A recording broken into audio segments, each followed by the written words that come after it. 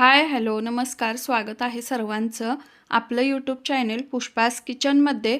तर मैत्रिणींनो, आज आपण फ्रूट कस्टर्ड बनवून रेडी करणार आहोत। तेही कस्टर्ड पावडर, मलाई, खोवा याचा वापर न करता।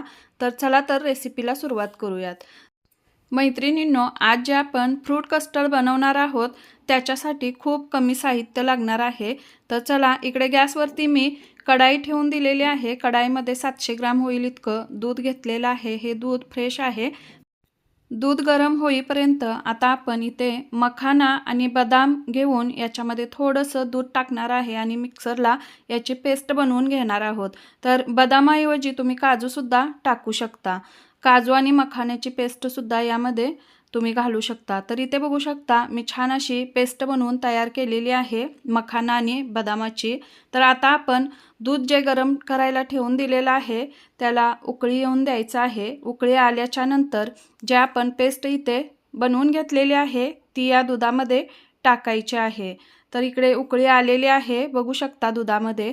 तर हे जे फ्रूट कस्टर्ड आहे याच्यासाठी तुम्हाला कस्टर्ड पावडर किंवा खोवा अजिबात लागणार नाही आणि खूप छान आईस्क्रीमला सुद्धा मागे टाकणार हे फ्रूट कस्टर्ड बनून तयार होतं। आणि मुलं हे फ्रूट कस्टर्ड एक वेळ खाल्ल्याच्या नंतर आईस्क्रीमची डिमांड अजिबात तुमच्याकडे करणार नाहीत। तर इकडे बघू शकता जी पेस्ट आहे ती मी यामध्ये टाकलेली आहे।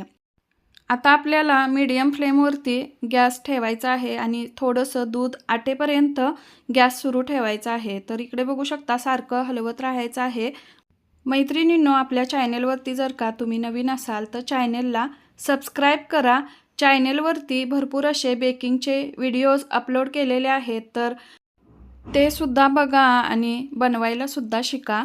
तर इकडे बघू शकता आता दूध थोडंसं आटलेलं आहे, त्याच्यामध्ये मी साखर टाकून घेतलेली आहे। अर्ध्या वाटीपेक्षा जास्त आहे, ही छोटी वाटी आहे। तर तुम्हाला जेवढं गोड आवडतं तेवढं तुम्ही टाकू शकता। साखर टाकल्याच्या नंतर मिक्स करून घेतलेलं आहे।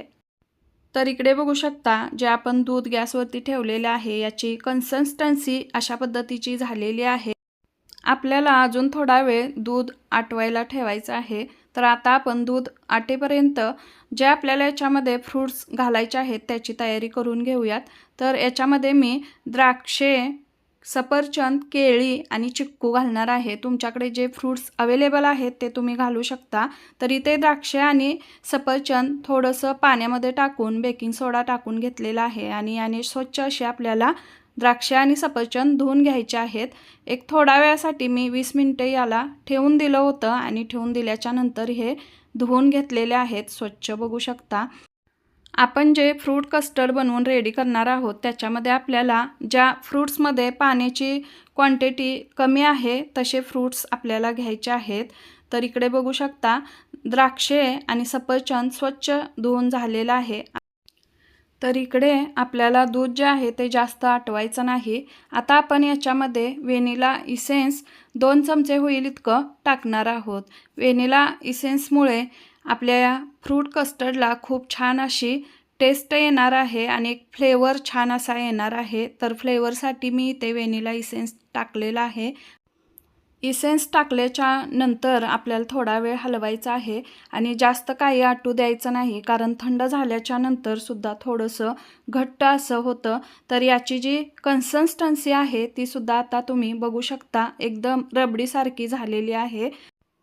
हे फ्रूट कस्टर्ड 4 लोकांसाठी भरपूर आहे। तुम्हाला जर का जास्त क्वांटिटीमध्ये बनवायचं असेल तर तुम्ही दूध जास्त घेऊ शकता आणि जास्त लोकांसाठी कस्टर्ड बनवून तयार करू शकता। तर इकडे बघू शकता गॅस जो आहे तो आता मी बंद केलेला आहे आणि आपल्याला हे जे बॅटर आहे ते थोडा वेळसाठी थंड होऊ द्यायचं आहे।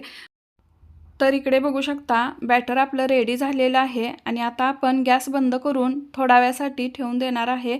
बॅटर थंड होतंय तोपर्यंत आपल्याला याच्यासाठी जे लागणारे फ्रूट्स आहेत ते आता आपण कट करून घेऊयात। तर इकडे 20 मिनिटासाठी ठेवून दिलेले जे फ्रूट्स आहेत ते चांगले स्वच्छ धुवून घेतलेले आहेत। एका सुती कापडावरती ठेवून स्वच्छ पुसून घ्यायचे आहेत, त्याचं पूर्ण पाणी सोकून घ्यायचं आहे। आता आपण हे जे फ्रूट्स आहेत ते छोटे छोटे पीसेसमध्ये कट करून घेणार आहोत। तर इकडे एका प्लेटमध्ये मी सगळे फ्रूट्स काढून घेतलेले आहेत आणि आपल्याला याची छोटी छोटी पीसेस करून घ्यायचे आहेत. तर इकडे द्राक्षे जे आहेत त्याचे मी छोटे छोटे पीसेस कट करून घेतलेले आहेत, बघू शकता. तर इथे मी काळी द्राक्षे घेतलेली आहेत. तुमच्याकडे हिरवी द्राक्षे असतील तर ती सुद्धा तुम्ही घेऊ शकता. इथे द्राक्षे सगळे कापून झालेले आहेत. तर इकडे आता आपण जो चिक्कू आहे त्याची वरची साल काढून घेणार आहोत. चिक्कूची वरची साल काढून घ्यायची आहे आणि मगच त्याचे छोटे छोटे पीसेस करायचे आहेत. केळी आपण सगळ्यात शेवटी टाकणार आहे आणि सफरचंदसुद्धा शेवटी टाकणार आहे, कारण लगेच आपण कट करून ठेवल्यानंतर केळी काळी पडतात, म्हणून सगळ्यात लास्टला आपण केळी याच्यामध्ये टाकणार आहे. तर इकडे बघू शकता चिक्कूचे सुद्धा छोटे छोटे पीसेस मी इथे कट करून घेतलेले आहेत. आपल्याला आता चिक्कू आणि द्राक्षे याच्यामध्ये टाकायचे आहेत, नंतर केळी आणि सफरचंद टाकायचे आहे. तर इथे आपले छोटे छोटे पीसेस करून झालेले आहेत. आपण आता जे आपलं बॅटर आहे ते ठेवलं होतं थंड होण्यासाठी ते घेऊयात आणि त्याच्यामध्ये हे कट केलेले फ्रूट्स आहेत ते टाकून घेऊयात. तर एका बाउलमध्ये मी हे जे बॅटर आहे ते काढून घेणार आहे. तर याची कन्सिस्टन्सी बघू शकता. तर इथे मी एक बाउल घेतलेला आहे आणि या बाउलमध्ये सगळं जे बॅटर आहे ते आपण काढून घेऊयात. आणि अशा पद्धतीचं हे बॅटर जे आहे ते खूप छान आणि टेस्टी लागतं.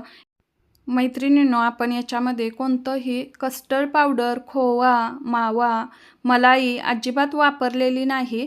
तर आता आपण याच्यामध्ये सगळे फ्रूट्स कट करून घेतलेले आहेत ते टाकून घेऊयात. थोडेसे मी वरती गार्निशिंगसाठी ठेवून दिलेले आहेत आणि ते मी सफरचंद आहे त्याची वरची साल काढून घेतलेली आहे. त्याचेसुद्धा छोटे छोटे पीसेस यामध्ये मी करून टाकलेले आहेत, बघू शकता. आपल्याला सगळ्यात शेवटी जी केळी आहे ती याच्यामध्ये टाकायची आहे. यामध्ये तुम्ही डाळिंबाच्या बियासुद्धा घालू शकता. डाळिंबाने सुद्धा खूप छान कलरही येतो आणि डाळिंब जे आहे ते रक्तवाढीसाठी सुद्धा चांगलं असतं.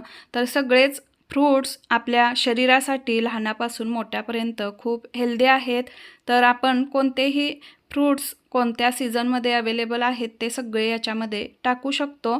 तर इकडे बघू शकता जे बॅटर आहे ते आता मी सगळं मिक्स करून घेतलेलं आहे. याच्यावरती मी थोडीशी ट्रुटी फ्रूटी टाकलेली आहे. याने सुद्धा किती छान असा या डिशमध्ये लुक आलेला आहे, बघू शकता. आणि लहान मुलंसुद्धा ट्रुटी फ्रूटी म्हटल्यानंतर खूप आवडीने खातात. आणि याच्यावरती द्राक्षेचे असे लांबडे लांबडे काप केलेले आहेत ते सुद्धा मी टाकून घेतलेले आहेत.